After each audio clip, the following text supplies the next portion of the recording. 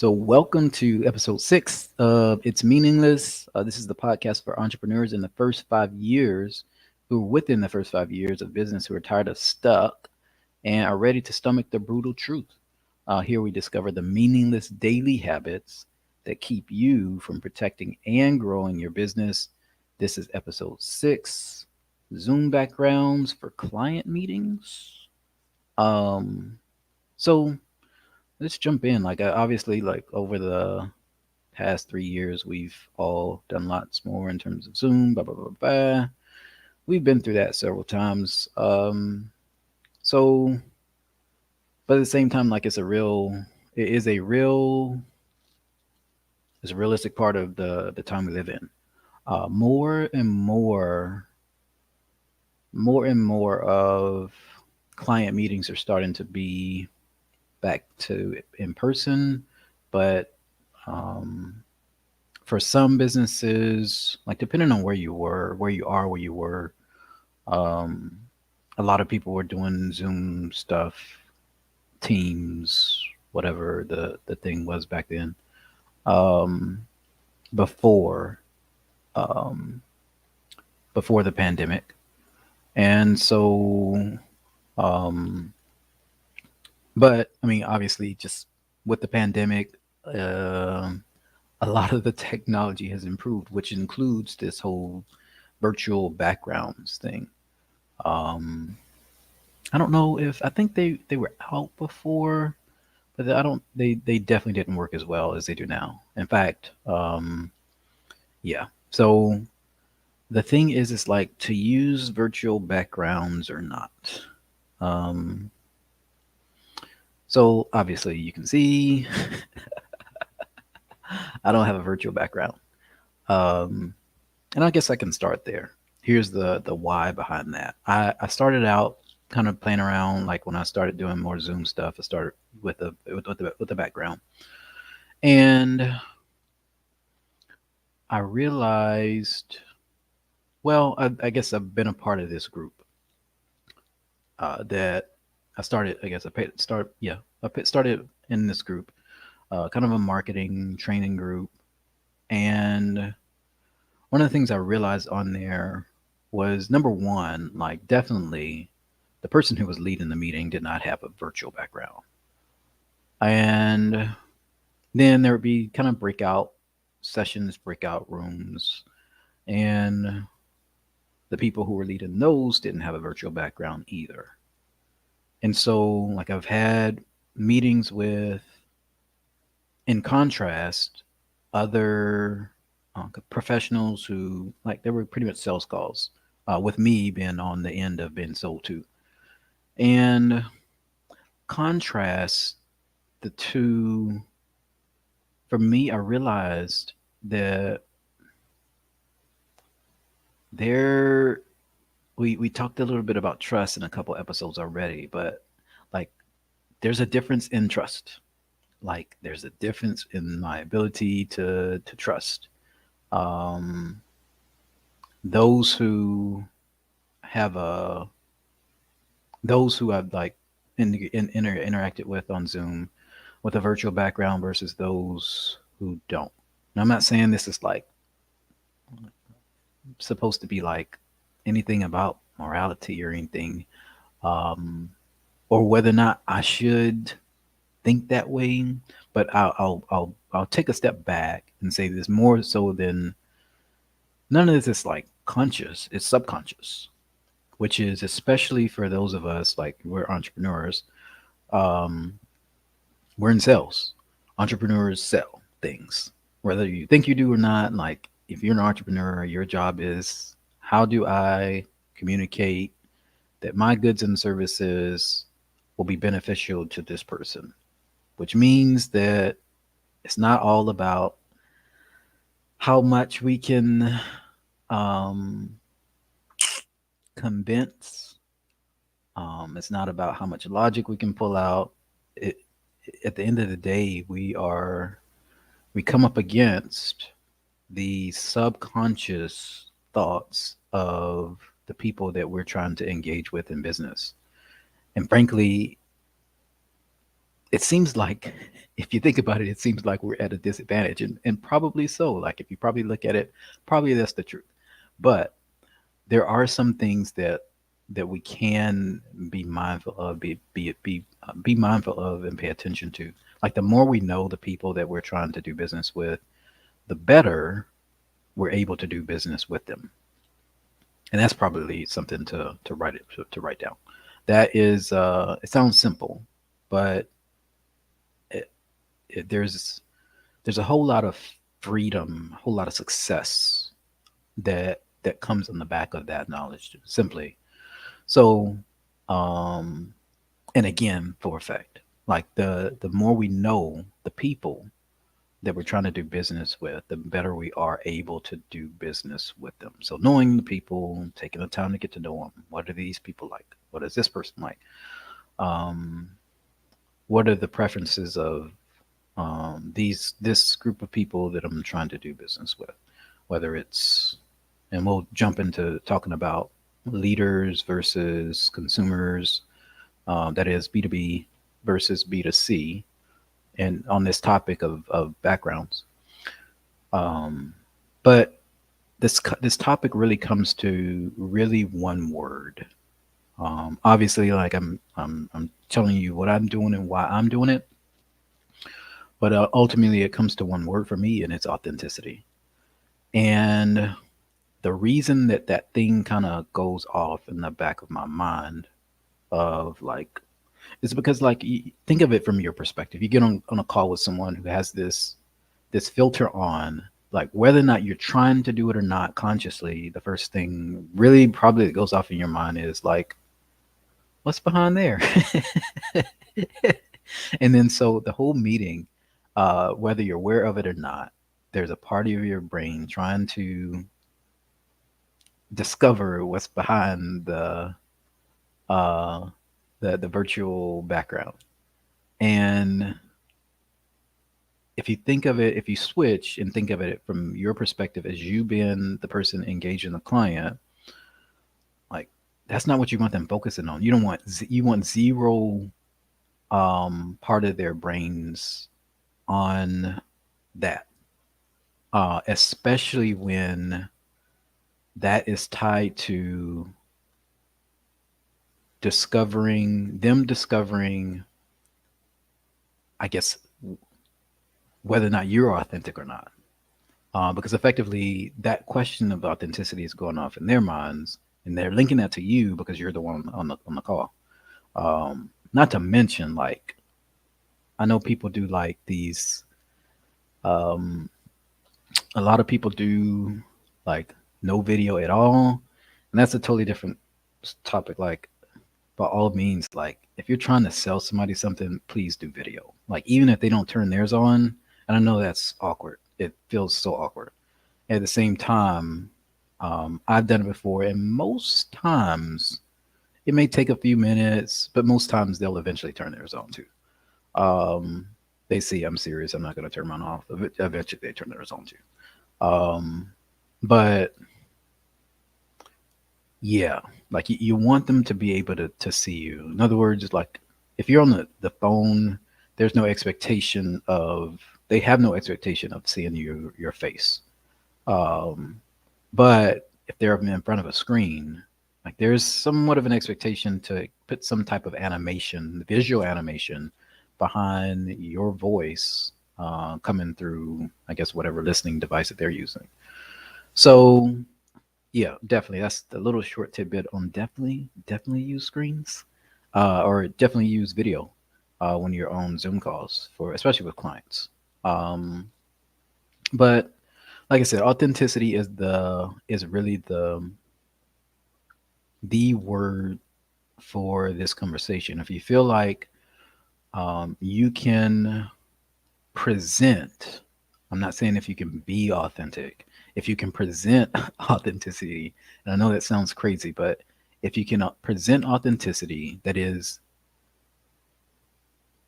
you can authentically be you and have on the other end the client um, interpret you as being authentic. Like both of them have to happen, and that's why I talk about knowing our the people that we're doing business with, knowing their preferences, really knowing what they think. Not necessarily that we're mind readers, but um, knowing what they think. Um, like for instance, like my background, you can see other side. Um, you can see my kids' um, toys back there, and um, I'm aware that for some that'll lead into some imaginations, but at the same time, I will put it like this: um, this is just like this is just our living room. So part of like it's not. I guess it's not the thing is not that you're gonna know everything that goes on in the mind of the person that you're dealing with. However, the thing is to be as open as authentic as possible. And being authentic is not the same thing as projecting authenticity or trying to be authentic. It's being authentic. Effectively, it's not hiding. Um, it's my lamps darken. Um, it's not hiding. So um, a lot of us kind of feel like, and I am definitely an extrovert. I'm extroverted. Um, and so I guess being on camera is not necessarily something that I would pick. So in other words, I guess I say all that to say, let me see if I can turn this back up. I say all that to say that I I don't like I feel those same feelings. Like when I get on, I still do. Like I right now, there's most of the meetings I'm on. Like if I'm an active part of that meeting, my camera's on. Um, but even still to this day, I still feel like I want to revert back to not having the camera on or putting up a virtual background. Oh, like that's not really. I mean, for me, I've come to the realization that like having a virtual background isn't really protection. Like you can't see my stuff. It's like it's whatever.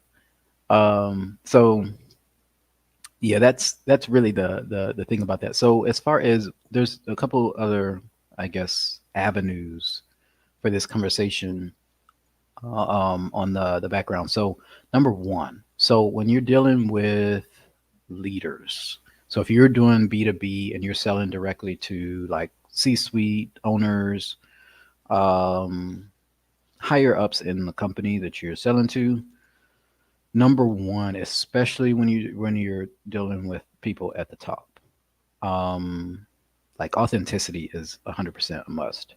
And I'll put it like this. So I had a lady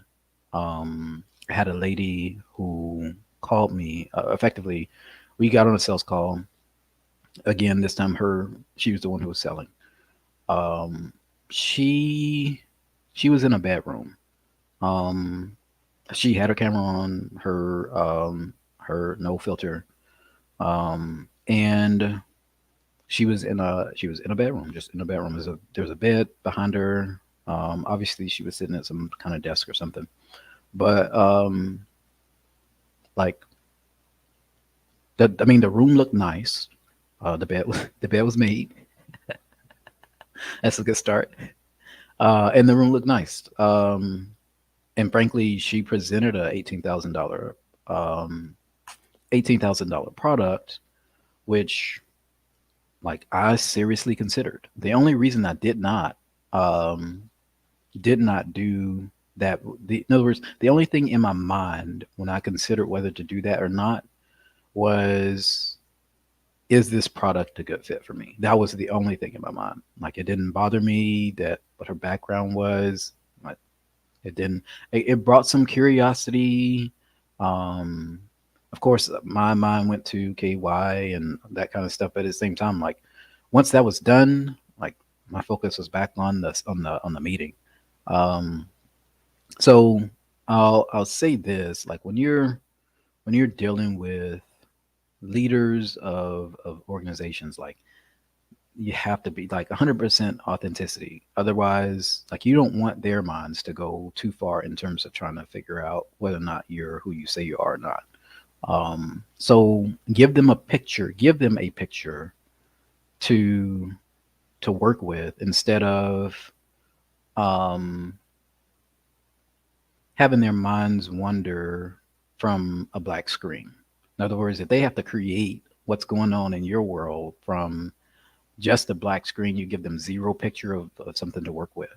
Um, then like you don't know where they're going to land, and frankly, they don't know where they're going to land, and they probably won't land in terms of they probably won't land in doing business with you. Now, don't get me wrong, like I'm sure there are 100% exceptions, um, but as a matter of as a matter of um, numbers. I'll call it numbers, statistics. In other words, broad strokes. Because especially in this area of sales, and like unless unless your market is only like 3 or 4 customers, like you have to. Which I don't know anybody's market. Well, I'm sure there's some people, but I don't know about anybody's market who's that small. Um, that is as far as um, prospective customers. Unless it's that small, then when you're looking to gain new sales, when you're looking to gain new sales to connect with new clients, effectively there has to be some level of um, kind of assumptions that you make ahead of time. Um, there has to be some level of provisions that you make for the general. In other words, if most people are going to prefer, then let's just do what most people prefer. It just it's just kind of a thing about sales. It's how we treat. It's how we prepare for people. How do we welcome people? Even before we get to know them, it's like I think you might prefer this. So let me do it. If they don't, at the end of the day, I mean, I'm sure they're not going to shoot you. And this is kind of one of those things. It's like they're not going to shoot you for having your camera on. Um, and if you're still wondering if they will, like that's kind of why we're having this is kind of the purpose behind this podcast, which is to get us from thinking in a mindset of like how do I cover all my bases, um, how do I make sure every contingency is planned for, um, and instead that we come at a mindset of okay, what'll work and what'll work well at the very least in most situations. So at the very least, I can take that, I can run, make some progress without having to worry about okay, what might happen over here, what might happen over here. There's a there's a proverb in the Bible that says uh, the lazy person says there's a lion in the streets, so he doesn't leave his house. Uh, so it's like, which the idea behind that is there's a potential threat everywhere. Like if you live in a place where if you live in a place and most people don't know this, but if you live in a place where there are lions, like where there are lions, like there lions are there, like you don't you don't not leave your house because there's a because there are lions outside. There's always lions outside. Um, the point being, like, there are threats that surround us every day. People won't like us. People say blah blah blah blah blah, and it is what it is. And at the same time, in terms of being able to serve people, to add value to people, to bring the benefit of the goods and services that we offer to people. Um, in order to do that, we have to take some risks, and part of those risks include, what will people potentially think about me? And that's the biggest, to me, that is the biggest, that's the biggest risk of all. But it's one worth taking. If 20% of people think, la la la la la, at the end of the day, like, they're not, they're going to go find somewhere else to be anyway because they don't like me. And I'm fine with that. Um, so they don't, yeah, they don't have to like me. Um, so they're going to find somewhere else to go anyway.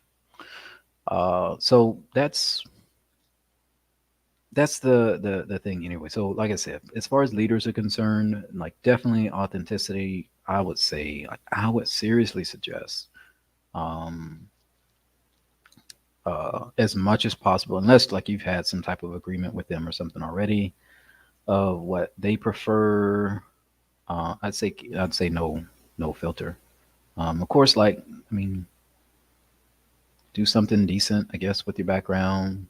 Um, but yeah, it just helps them to be able to focus a little bit more. Um, I don't know, if I had if I had my way, I might have a background, that may be a little bit more. I don't know something. But at the same time, at the end of the day, keep in mind, like, the goal is serving your client. So you're there to serve them. So anything that, um, would potentially be, like, you want to keep it as simple as possible. So anything that would potentially be a distraction to you all being able to do business, um, then obviously make as much, just make as much decent effort to eliminate it. I'm glossing over that because of the fact that, um, what people see, people can excuse. Um, in other words, what people see, like, the, I keep pointing to the wrong side, the, like, the toy back in the background. Um, Anybody can see that and say, "Oh, he has kids." Um, and they haven't. In other words, at that point, they have an explanation for it, and so their minds don't have to do much of anything, um, on that anymore. But if I just have, like, a, if I have a little, can I get the right side this time? No. If I have a little, blurb, a little black spot on the virtual black spot on the screen, uh, over that spot, like, they're going to look at that the whole time because their minds are going to be wondering the entire time, what's back there? Um, so that's that. And so, the other part I did want to talk about real quick is, consumers. So I think that there are probably some situations where, like, a virtual background, would be nice for dealing with when you're talking to consumers, if and only if, because authenticity is across the board these days.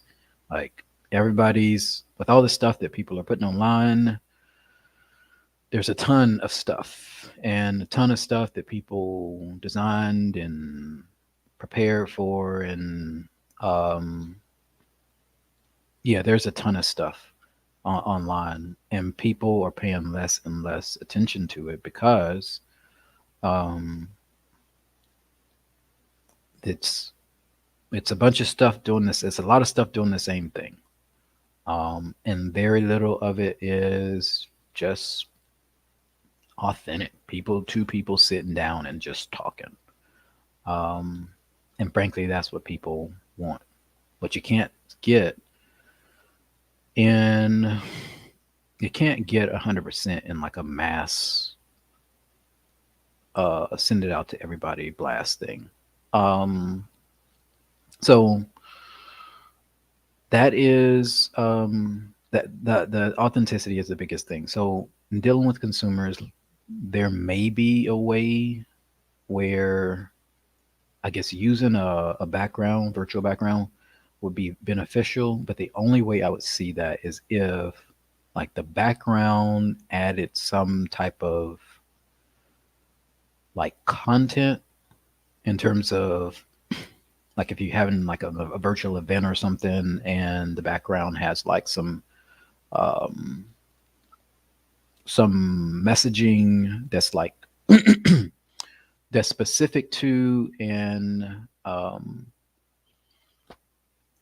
yeah, messaging that's specific to, and kind of augments what you're talking about.